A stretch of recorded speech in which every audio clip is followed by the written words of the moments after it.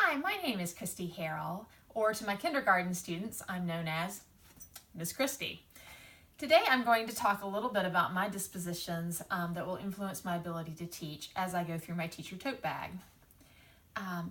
Today I'm going to highlight 4 of my dispositions that I believe will help me become the best teacher that I can be.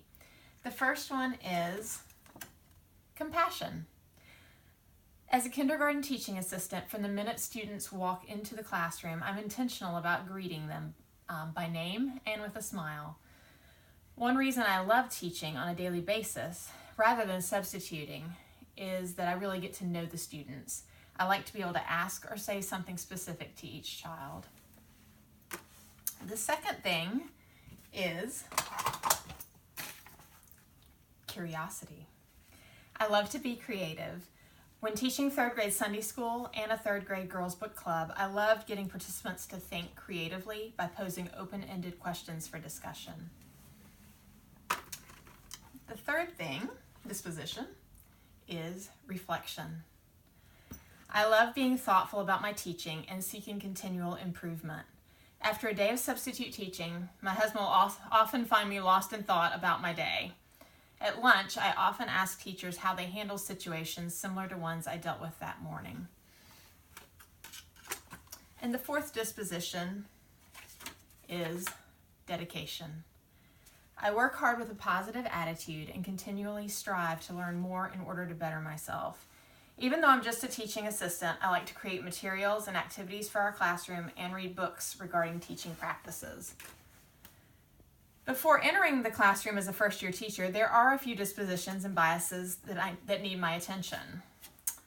The first is timeliness.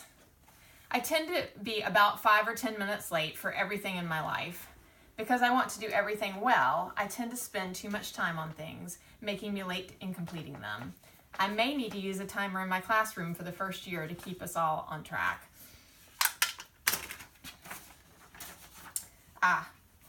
My t-shirt is to remind me of teamwork. Collaboration. Because I'm a very independent person, my first tendency would not be to seek out others to collaborate regarding ideas and practices. However, because much can be learned as a new teacher and shared as an experienced teacher, collaboration is invaluable and necessary. My handmade bracelet is to remind me about differences. Just like each one of these beads is special and unique, the students coming into my classroom will be special and unique as well. And while I definitely respect and appreciate the richness of the differences of the individual students, I do need to learn more about different cultures that I'm not exposed to on a regular basis. I also need to learn how to handle on the spot students' inappropriate or insensitive behavior toward others due to differences. And fourthly, I need to get rid of biases. I definitely want to examine any biases I may have and work to keep them from coloring any relationship that I will have with a student or family. I want to treat each new student as a fresh slate. For example, I found that when I've had a student who's been behaviorally challenging and then get their sibling a few years later, I find myself less excited about the sibling than his or her classmates. This is completely unfair to the sibling, who in most instances has proven to be quite different from the older family member. When relating to students with all their uniquenesses, I hope to draw on 3 things. My professional dispositions, particularly my compassion for all students, a desire to learn, and dedication to become an excellent teacher.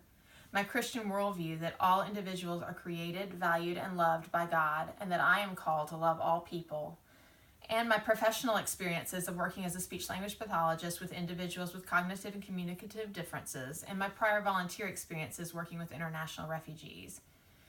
During my first year of teaching, I know there will be opportunities for feedback from administration as well as from student data. I hope to remain open to all feedback and willing to examine my dispositions and adjust as needed, whether that involves modifying my classroom environment, adjusting my teaching style, or changing something I do even administratively. I look forward to continuing developing my dispositions to become a better teacher here in Nashville, Tennessee.